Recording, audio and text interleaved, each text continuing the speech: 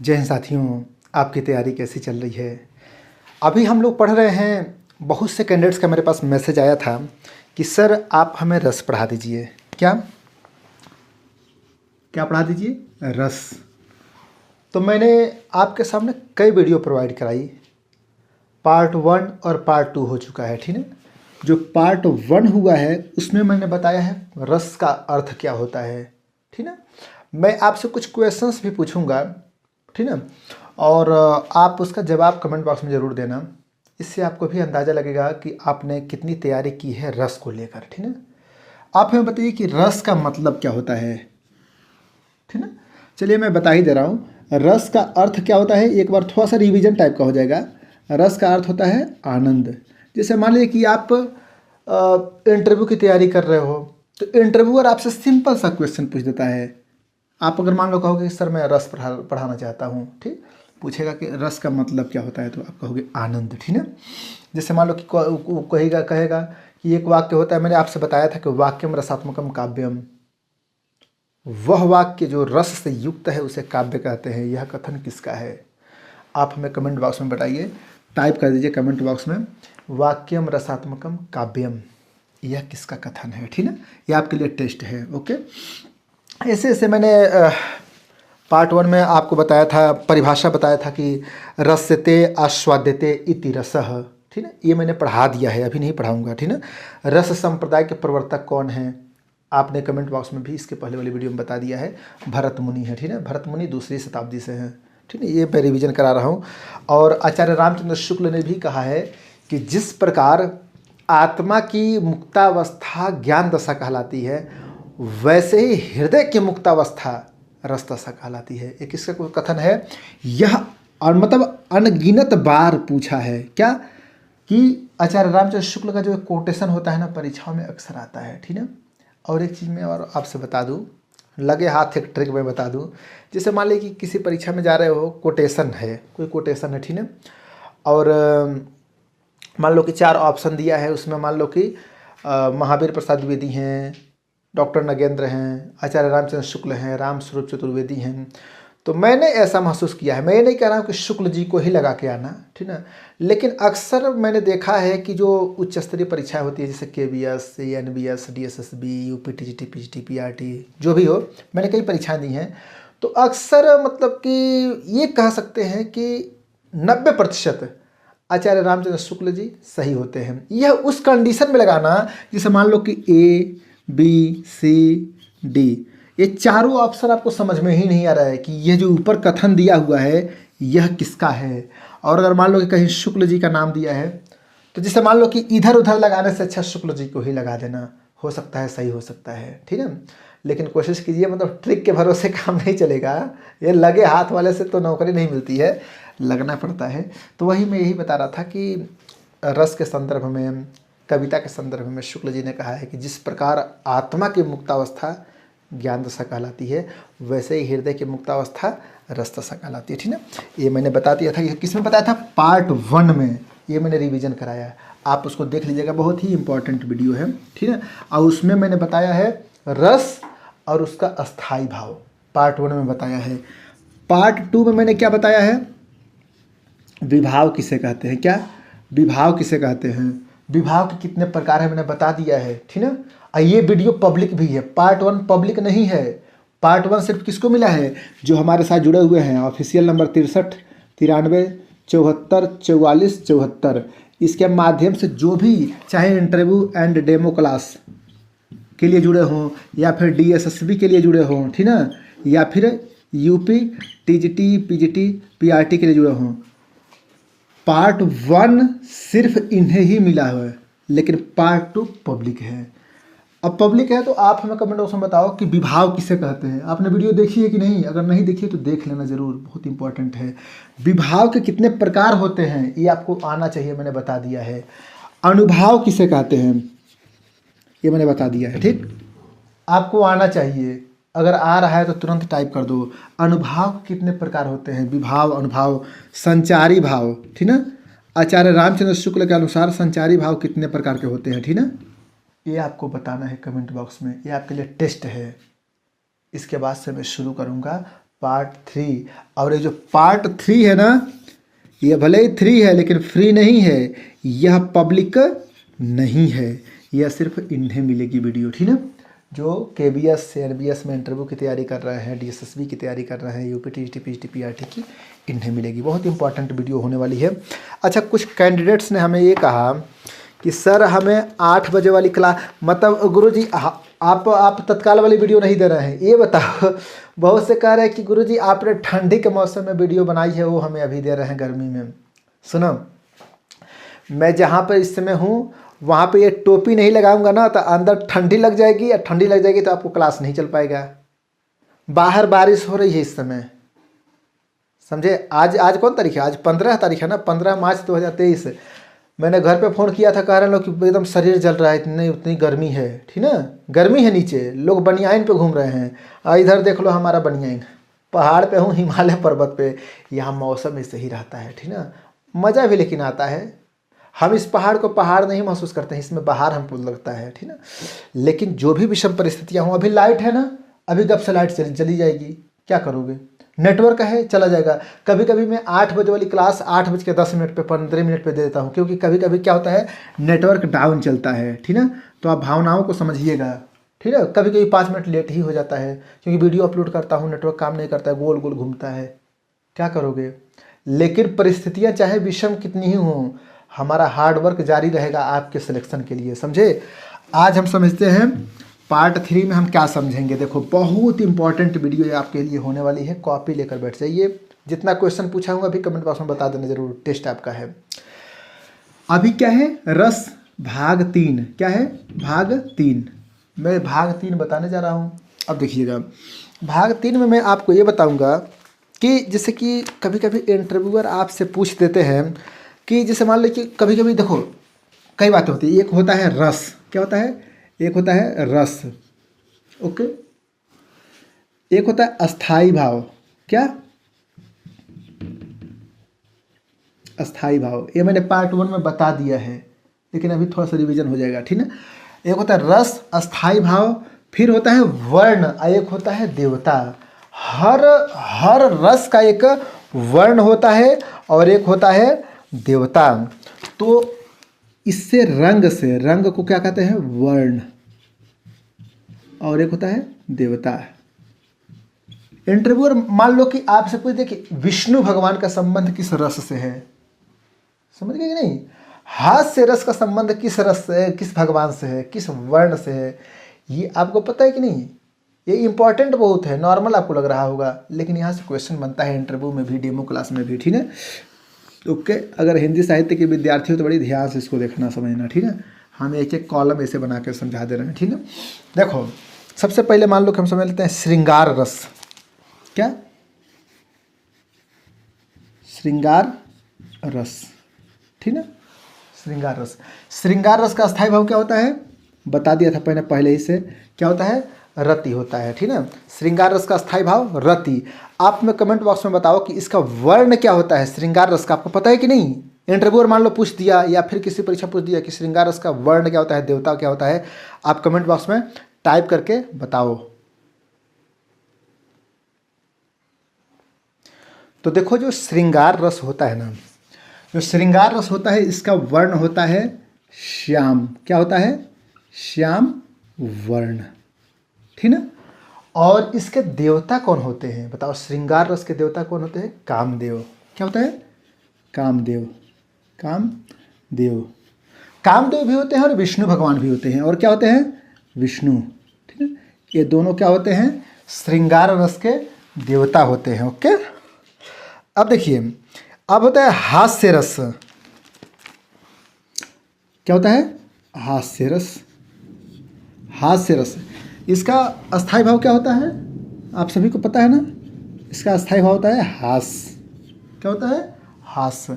अब इसका हास्य रस का वर्ण क्या होता है? तो वो होता है श्वेत। क्या होता है? श्वेत। और इसके देवता कौन होते हैं? हर हर महादेव। कौन होते हैं? ब्रह्मा विष्णु के बाद महेश, यानी कि शंकर जी होते हैं। क्या होते हैं? शंकर जी होते हैं। यही ना होते हैं जी, हाँ, शिवगढ़। लिखा है शिवगढ़ श्वेत वर्ण होता है। करुण रस, क से करुण रस, क से करुण और क से कपोत, ठीक ना, ध्यान दीजिएगा। करुण रस का स्थायी भाव क्या होता है? शोक। ओके, करुण रस के देवता कौन होते हैं? तो करुण रस के देवता होते हैं यम। क्या होते हैं? यम। इसको शंकर भी कह सकते हो और शिवगढ़, शिवगढ़ भी कह सकते हो, ठीक ना, ये चीज़ें होती हैं। ओके, अब देखिए, वीर रस का स्थायी भाव उत्साह होता है, वर्ण होता है हेम वर्ण। क्या होता है? हेम वर्ण। देवता होते हैं महेंद्र। जैसे वीर रस क्या होता है?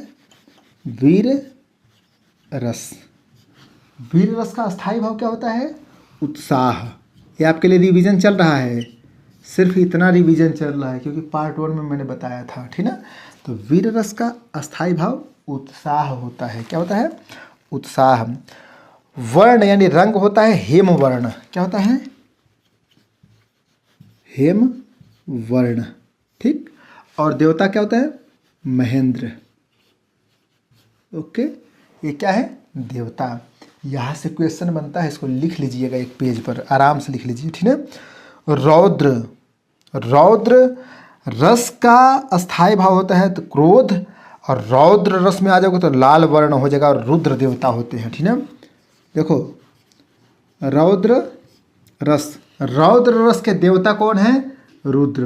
क्या होते हैं? रुद्र। सिंपल सी बात है, रटना नहीं है। रौद्र रुद्र, और रौद्र रुद्र रूप धारण करोगे। रौद्र रूप का क्या स्थायी भाव क्या होता है? क्रोध। क्या? क्रोध। और क्रोध में चेहरा कैसा हो जाता है? लाल। क्या होता है? लाल वर्ण। इसका क्या होता है? लाल वर्ण, ठीक है। इसको बहुत इत्मीनान से, आराम से समझना है, ठीक है। एक एक बातों को अभी मैं दोबारा एक बार रिवीजन करके बताऊंगा, कैसे याद करने का ट्रिक बताऊंगा, ठीक है, क्योंकि अक्सर भूल जाता है। देखो, समस्या ये नहीं है कि ये है, समस्या ये है कि भूल जाता है। तो मैं बताऊंगा कैसे याद करना है, ठीक है। रौद्र रस, इसके बाद होता है भयानक रस। क्या होता है? भयानक रस। भयानक रस का स्थायी भाव क्या होता है? भय, ठीक। क्या होता है? भय। उसके बाद से वर्ण होता है कृष्ण वर्ण, और काल देवता होता है। क्या होता है? कृष्ण वर्ण और काल क्या होता है? देवता होता है। ओके, ये चीज़ें हैं। इसके बाद से भयानक के बाद अद्भुत रस। क्या होता है? अद्भुत रस। अद्भुत रस का स्थायी भाव क्या होता है? विस्मय। क्या होता है? विस्मय, ठीक।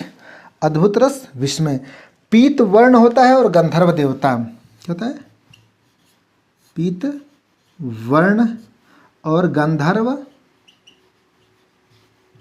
ये गंधर्व क्या है? देवता है। किसके? अद्भुत रस के, ठीक है। अद्भुत रस के बाद विभत्स रस। विभत्स